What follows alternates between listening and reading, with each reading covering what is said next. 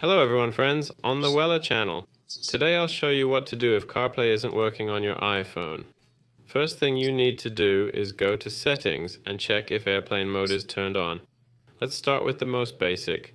Yeah, here's airplane mode, turn it off. Next thing, try forgetting your device, in the car. Here, for example, my car stereo. Forget it and reconnect to it fresh. Now, next check if you have any VPN connections active. Here, VPN not connected. It's important that it's not connected.